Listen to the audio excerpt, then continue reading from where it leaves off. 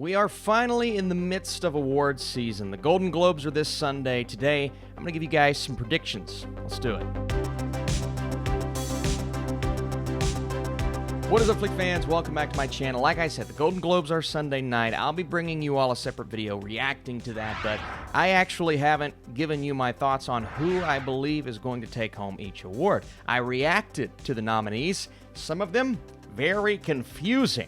But I have since watched the movies that I weren't able to see prior to those announcements. So we'll talk about all of that. I'm going to go through each and give you guys what I believe will win each award. But we are only going to focus on the movie categories. And here's my reasoning. I still haven't seen every single television show. I'll definitely cover TV when it happens. But as of now, we're going to do movies only, even though my confidence level is like, okay, we'll see what happens because the Golden Globes, you never know. Music got nominated. Okay. We're going to start with Best Song in a Motion Picture. And of course, guys, if you enjoy these kinds of videos, I hope to do the same for the Oscars. Leave your thumbs up down below.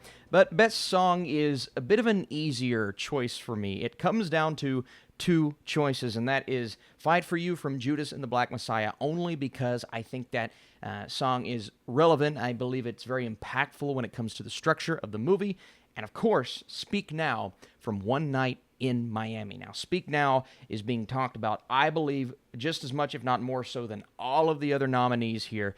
This is one of those that really could go in any direction, but I'm going to choose One Night Miami's Speak Now. The song is just incredible. The film is very relevant right now, and it just works. Could any one of them win? Absolutely, but welcome to the Golden Globes. Best Score in a Motion Picture. I believe Soul takes this. Just going to get that right off the bat. But I also believe Tenet and Mank have a fairly good chance. Now, I'm going to continue to say this throughout. I believe Mank is one of those movies with the Golden Globes, maybe not the Oscars, production design, all of those things. I think Mank is one of those movies that could go winless at the Golden Globes. It just feels like that could be the case. And because of that, I'm not going to choose it to win Best Score. But for some reason, I feel as if it has just as good of a shot as Tenet, even though I would put Tenet above that personally. Tenet is my second favorite score of last year, but my first favorite, a lot of people's first favorite, and even the voting body in the Golden Globes, maybe they'll get it right. They'll probably go with, like, News of the World or something. All right, foreign language feature. We have another round, La Llorona, The Life Ahead, Minari, and Two of Us. Now, normally, and I think for the remaining awards ceremonies, you're going to be seeing me predict another round, not just because it's probably one of my favorite movies from last year, but because I just think it's going to sweep all of these foreign language, foreign feature awards. And again, that's their way around this. Is foreign language is the name of the category. Minari, even though it's spoken in a foreign language, I just don't see it as a foreign film. But okay, we've discussed that. I believe Minari has to win this award because Minari is campaigning for Best Picture, and it's probably going to get a Best Picture nomination. None of these other films can say that. Austin, they're looking at another round as the more prominent foreign film nomination, and yeah, that was my thought process going into this, but then they nominated Minari, and how do you not choose that as your winner when I believe this was their way of kind of putting Minari in one of these categories because it deserves to be in one of these categories. So Minari is my winner. My heart still wants another round, but I'm very biased for that film because I freaking love it. But I also freaking love Minari. Best Picture, Animated. This is fairly easy for me, even though Wolfwalkers will always make things difficult because that is such a great and well-put-together film. Crude's Onward, Over the Moon. Sorry, thanks for coming. You don't have a shot. It's going to be between the last two, but I still think it's Soul. Soul was tied for my favorite movie from last year with another round, and I just think the movie is very, very special in what it was trying to do. So, again, you know, all of these things being said, the voting body, sometimes they'll do weird things. I don't think this is one of those categories. I think Soul takes it. Screenplay, I see a lot of love coming for one specific movie. We'll talk about that. The nominees are, we have Promising Young Woman, Trial of Chicago 7, The Father, Nomadland, and Mank. And these are all fairly competent, what am I talking about? Really good screenplays. And part of me is thinking, you know, Nomadland, Chloe Zhao coming in. I feel like Nomadland is the one movie, though, that the voting body is going to kind of treat in a strange way, if that makes sense, because unlike the other award shows, you have to look at this specifically and say, well, sometimes they'll just make outlandish choices. Even though this specifically will not be an outlandish choice, part of me thinks that one of these major Nomadland categories it will be snubbed in. Regardless, all of that being said, I think Trial of the Chicago 7 is going to not only take this award, I think it's going to do really well at the Golden Globes. It just feels like that kind of feature. It feels like the kind of film that may do well at the Oscars, but will do well at the Golden Globes. So I think this is the first one that it takes, and it's deserved. I thought the screenplay was really good, even though, my heart's like, Nomadland. My heart's saying The Father, but that has no shot. Well, I guess I could backtrack just a bit and say I was also fairly shocked with the amount of nominations Promising Young Woman got. Emerald Fennell, who, for some reason, they don't even have her name. They just have Promising Young Woman, whereas they have the names of all of the others in white. That doesn't make sense. But that's the movie I look at, even over Nomadland, that could come in and just surprise everyone with a screenplay, with a director. And director is the one that I'm so hesitant for, because even though I think Chloe Zhao is a lock in every awards ceremony, and I guess I'm going to choose her for this too, it scares me. It really does scare me. I'm sitting back going, they could, because Promising Young Woman got so many nominations, they could go with that. Because Trial of the Chicago 7, I believe, will take home a lot of the other awards, I could go with that. I don't think Fincher or King have a shot. Again, I just think Mank is one of those movies that's not really going to win anything at this award ceremony. But the hesitancy behind going with Chloe Zhao here, even though that shouldn't be the case, because I think she's going to sweep everything else, is there. Emerald Fennell, Aaron Sorkin is actually pretty close for me, but I'm going to go with Chloe Zhao. Best Supporting Actor, Motion Picture. Even with the lack of Judas and the Black Messiah in every other category, part of me wants to say, well, they just don't really take that movie seriously. Therefore, because Trial of the Chicago 7, Sacha Baron Cohen could win this award. But I still don't think that's the case. I think because Kaluuya was so powerful in the film, regardless of what they think about the film, I thought the movie was really good, obviously. But, I just think there's no way he doesn't take this. He is far and away the front runner. Sorry, Jared Leto. Thanks for playing. I understand we live in a society, but far and away, Kaluuya is the front runner. Mark it down. He's going to take this award. Well, don't mark it down. It's the Golden Globes. So this one is very difficult.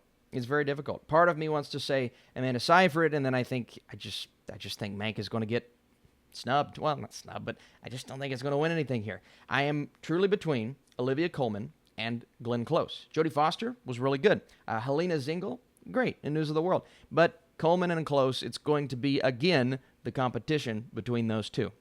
I believe Glenn Close takes it. Part of me thinks that she actually may be the front runner when it comes to the Oscars. Seriously. And, Hillbilly Elegy, say what you will about the film, she was at least really good. And that's what we're looking at. Sometimes we can have great performances in bad movies. I just saw that. I didn't think The United States versus Billie Holiday was a great movie, but I thought Andra Day was really good. We have Glenn Close, who is she's overdue at the Oscars, and the Golden Globes have an affinity for giving the award to actors and actresses overdue. Doesn't mean I don't think she should win it. I'm still pushing for Olivia Colman. I think it's Glenn Close. I really do. Best Actor in a Motion Picture, Musical, or Comedy. If you look at Borat, from the actress to actor to musical comedy nomination, Borat is actually kind of doing extremely well. James Corden from The Prom, don't really think he has a shot. Hamilton is interesting because Lin-Manuel Miranda, I don't even think personally, this is a personal thing, I don't even think he's the best performance. Hamilton's brilliant, by the way. It's odd to put this in the movie category, but Hamilton is brilliant. Personal history, David Copperfield, yeah, he was great. And obviously Andy Samberg is the one I want to win. But Borat, just across the board, and even it's getting Oscar consideration, right? We could see Baklava get the Oscar nomination. So because of all those things, I'm going to go with Sacha Baron Cohen. He also got 2 different nominations for supporting an actor. Borat is going to take home an award this season. Let that sink in. I'm not saying it's not deserved. It's weird to think about. We live in a society. I love Palm Springs. Okay. Best Actress in a Motion Picture, Musical, or Comedy. Why is Kate Hudson there? Michelle Pfeiffer, Rosamund Pike. Really, I care a lot. That great performance. This is actually one where I look at the Golden Globes and I say, he actually kind of nailed that one. Emma, Anya Taylor-Joy, great. I think it's Maria Bakalova, just because you look at all of the other nominations and not really any love elsewhere. Baklava is the only one that's getting pushed in pretty much every awards ceremony. And again, this Borat movie, it is an awards, at least on a considered basis, an awards caliber film. And I think people are going to see that. They're going to look at that. And I think Baklava is going to take... I just don't see anyone else winning this. I'm not going to say anything else about music. Goodness, this one's so tough. And not only because I think at least the first three are brilliant performances, but because it could genuinely come down to a huge upset here. And we'll talk about that here in just a second. Riz Ahmed, amazing. Chadwick Boseman, Anthony Hopkins. Gary Oldman, we know what he can do. He's going to get that Oscar nod. And Tahar Rahim from The Mauritanian is actually really good in that film. Just off the top of my head, I could think of a few more that I would have put in there otherwise, but okay, it's going to be between the first three, but really, Boseman, Hopkins. Now, part of me wants to come through with this upset, because if it's going to happen anywhere, I think it's most likely going to happen at the Golden Globes. Hopkins would technically be an upset, because Boseman is such a front runner, but, you know, you watch The Father and you see how brilliant that performance is. My brain is saying, well, it's not really an upset. This is I need one. I need one, okay? Boseman was brilliant. They're both brilliant. I need one upset. Because the Golden Globes do what they do, and here's the thing, Ma Rainey's Black Bottom, it didn't get the motion picture nod. The Father did. I'm going to go with Anthony Hopkins. I'm going to go with Anthony Hopkins as the winner. The Golden Globes have a tendency to make these kinds of decisions. That's my upset for the day. I'm doing it. It won't be the case for other ones, but I'm doing it here. Actress. Drama. 4 out of the 5 are a shoo-in for an Oscar nomination. Andra Day from United States versus Billie Holiday. Look, she's great in the movie. I didn't love the movie, unfortunately. I just didn't think it was very good. But we can look at the other 4, try to choose between them. And again, it's a dart throw. My only basis of making this decision is the fact that Promising Young Woman got a surprising amount of nominations. And I believe that's going to carry her over the edge, because, again, I look at a movie like Nomadland, and it doesn't feel like one of those films that's going to do all that well in the Golden Globes. Now, elsewhere it will, but Promising Young Woman, I think it's Carey Mulligan. I do. Now, this could also help shift things in her direction for other award ceremonies. And I get it, the Golden Globes, but you look how close this specific race is. I think any of the 4 could take it. My dart throw, Carey Mulligan. Best Picture, musical, or comedy. I expected 4 out of the 5. The 5th one, we're not going to talk about. I watched that movie, by the way. If you saw my review on Letterboxd, you know. I think it's going to be Hamilton. I think Hamilton's going to take this. Listen, you know, my heart, soul, mind, body wants to go with Palm Springs. And Borat, you know, how do you not go with Borat if it does actor and actress? But how do you not choose Hamilton when it's in a category? Whether you believe it should be in that category or not, it's a stage production turned into a movie. Does that make it a movie? It doesn't matter. Anytime Hamilton is there, you can't vote against it. And I can't vote against that. Even though, you know, my brain is wanting to say Borat. My heart is wanting to say Palm Springs. So where am I getting Hamilton? I just think it takes it. That's my explanation. Let's go. Best Picture, Drama. The Father. Mank, Nomadland, Promising Young Woman, there it is, and The Trial of the Chicago 7. Now, this is yet another one where I believe they could just do something unconventional and crazy. Nomadland is still the front runner everywhere else, but I believe Trial of the Chicago 7 is the kind of movie that the Golden Globes just responds to and will inevitably go with. Now, who could sneak in and upset? Is it Nomadland? I don't think it is. I think it's Promising Young Woman. I do.